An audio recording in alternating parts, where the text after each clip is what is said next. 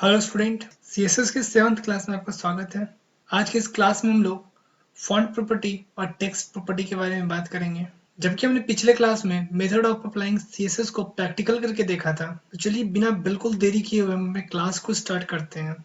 और आज के क्लास स्टार्ट करने से आपसे रिक्वेस्ट है कि आप हमारे इस चैनल को सब्सक्राइब कर लें, ताकि आपको हमारे आने वाले सारे क्लास के नोटिफिकेशन मिल सके और आप हमारे जेआर गुरुकुल परिवार का हिस्सा भी बन सकते हैं। Font property. The font property is used to set all the font property in one declaration. हम लोग जो फॉन्ट का इस्तेमाल करते हैं, इस प्रॉपर्टी का इस्तेमाल करते हैं, जितना सारे फॉन्ट प्रॉपर्टी जो भी हम आगे पढ़ेंगे, उन सारे प्रॉपर्टीज को एक साथ अपने सीसेस में अप्लाई करने के लिए।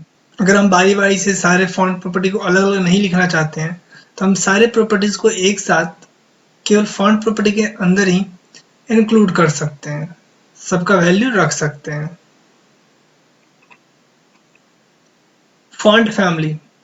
The font family property is used to apply priorities list of the font in a web page. If the first font in the list is not installed in the computer, then the next font in the list will be displayed until the suitable font is not found from the list.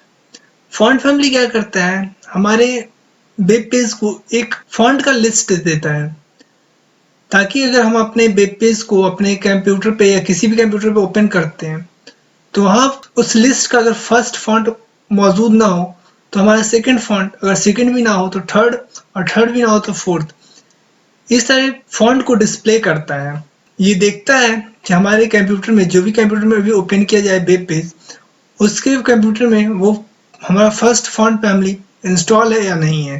तो इस तरह से हम font family की मदद से एक list देते हैं, फॉन्ट का लिस्ट देते हैं अपने वेब पेज को। Font size. The font size property is used to specify the font size of the text. Font size का इस्तेमाल हम लोग अपने टेक्स्ट की साइज को स्पेसिफाइड करने के लिए करते हैं। जैसे यहाँ पे देख सकते हैं, font size equal to 1 EM. Font style. The font style property defines the font either is normal, italic or oblique. Font style normal. यहाँ पे क्या बता रहा है, फॉन्ट स्टाइल हम लोग यूज इसलिए करते हैं ताकि हम लोग अपने फॉन्ट को नॉर्मल रख सकें, या हम अपने फॉन्ट को इटैलिक कर सकें, या फिर उसे ऑब्लिक कर सकें। और उसका सिंटेक्स होता है फॉन्ट फैमिली और नॉर्मल। और नॉर्मल रखना चाहते हैं तब, अगर हम इटैलिक रखना चाहते हैं तो इसे इटैलिक कर सकते हैं या ऑब्लिक कर सकते हैं। Font variant. The font variant property is used to select normal or a small cap variant of the font. Font variant का हम लोग इस्तेमाल अपने फॉन्ट को स्मॉल कैप में या फिर उसे नॉर्मल रखना चाहते हैं तो हम इसके लिए करते हैं। यहाँ पे देख सकते हैं font variant equal to small cap. और फॉन्ट वेट. फॉन्ट वेट का इस्तेमाल, the font weight property describe the how bold और heavy font should be present. तो फॉन्ट वेट का इस्तेमाल हम लोग फॉन्ट के वेट को, मतलब वो अगर बोल्ड रहेगा तो उसे बोल्ड डिस्प्ले करने के लिए, हैवी डिस्प्ले करने के लिए हम लोग इस्तेमाल करते हैं। यहाँ पे font weight equal to bold किया हुआ है। तो अब हम चलिए बात आगे टेक्स्ट प्रॉपर्टी की करते हैं। तो ये सब आप देख सकते हैं, ये सारे सिंटेक्स हैं, आप इसका इस्तेमाल अपने वेब पेज के ऊपर कर सकते हैं। अब हम बात टेक्स्ट प्रॉपर्टी की करते हैं। Text indent. The text indent is used to add a space in the first line of paragraph. Text indent का हम लोग इस्तेमाल क्यों करते हैं, ताकि हम अपने पैराग्राफ की जो फर्स्ट लाइन है उसमें कुछ स्पेस दे सकें। यहाँ पे 50 पिक्सल किया हुआ है, आप इसका इस्तेमाल जरूर करें अपने वेब पेज के ऊपर अगर आप कोई पैरा लिख रहे हैं तो। फिर है text align. The text align property is used to align the text either with to the left और द राइट और द सेंटर और जस्टिफाई. टेक्स्ट अलाइन प्रॉपर्टी का हम लोग इस्तेमाल टेक्स्ट को अलाइन करने के लिए करते हैं। वो हमारे लेफ्ट में शो करेगा या राइट में या सेंटर में या जस्टिफाई होगा। यहाँ पे उसका सिंटेक्स है set align equal to center. तो अपने टेक्स्ट को किस तरह से डिस्प्ले करना चाहते हैं ये इसके ऊपर डिपेंड करता है। अब हम बात टेक्स्ट डेकोरेशन की करते हैं। The text decoration property is used to add different decoration और इफेक्ट टू द टेक्स्ट. हम अपने टेक्स्ट को कोई इफेक्ट देना चाहते हैं या कोई उसे और कुछ अलग तरीके से डेकोरेट करना चाहते हैं, तो इसके लिए हम लोग टेक्स्ट डेकोरेशन का इस्तेमाल करते हैं। जैसे कि example, you can underline the text. आप टेक्स्ट को अंडरलाइन कर सकते हैं और लाइन थ्रू द टेक्स्ट, और इसे लाइन थ्रू भी कर सकते हैं, मतलब उसे ऊपर से लाइन को क्रॉस कर सकते हैं। और इसका सिंटेक्स होता है text decoration through line through. Letter space, the letter space property is used to give the space between the text character। Letter space का इस्तेमाल हम लोग जो हमारे लेटर्स होते हैं उसके बीच में कुछ स्पेस देने के लिए करते हैं, और हमने पिछले क्लास में हेडिंग 2 के ऊपर लेटर स्पेस का इस्तेमाल करके भी दिखाया था आपको। तो लेटर स्पेसिंग इक्वल टू 10 फिक्चर। ये हमारा सिंटेक्स है। Text transformation, the text transformation property is used to make the all text capitalize upper case और लोअर केस। टेक्स्ट ट्रांसफॉर्मेशन का हम लोग इस्तेमाल अपने टेक्स्ट को कैपिटलाइज या अपर केस और लोअर केस में डिफाइन करने के लिए करते हैं। यहाँ पे text transformation equal to upper case. तो ये हमारी कुछ टेक्स्ट प्रॉपर्टी और फॉन्ट प्रॉपर्टी थे जो हमने इस क्लास में देखा।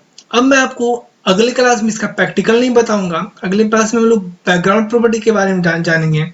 और अब मैं चाहता हूं कि आप ये सारी जो प्रॉपर्टी आज मैंने आपको फॉन्ट प्रॉपर्टी और टेक्स्ट प्रॉपर्टी बताया है, वो आप किसी पैराग्राफ के ऊपर या किसी हेडिंग के ऊपर आप इसे अप्लाई करके देखें और आप खुद अनुभव करें कि आपको क्या क्या चेंजेस मिलते हैं। तो अब हम आ चुके हैं आज के अपने क्वेश्चन टाइम में। तो आज आपसे मेरा पहला सवाल है, font weight is used to make a the font. Font weight का इस्तेमाल हम लोग क्यों करते हैं, उससे क्या होता है फॉन्ट को?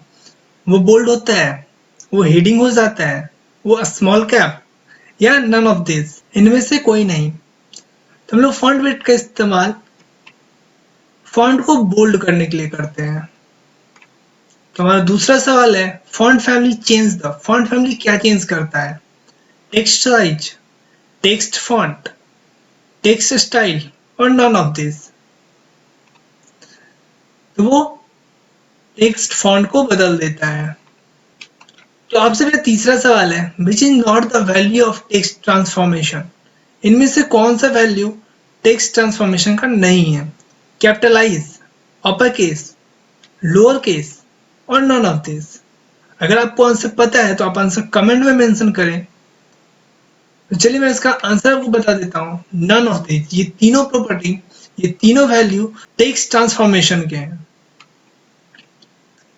Fourth, which is not the value of text alignment. इनमें से कौन सा वैल्यू टेक्स्ट अलाइनमेंट नहीं है?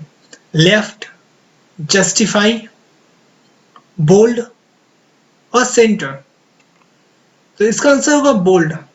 हम लोग लेफ्ट, जस्टिफाई और सेंटर का वैल्यू का इस्तेमाल टेक्स्ट अलाइन के साथ करते हैं, पर बोल्ड का हम लोग फॉन्ट वेट के साथ करते हैं, इसलिए ये नहीं है।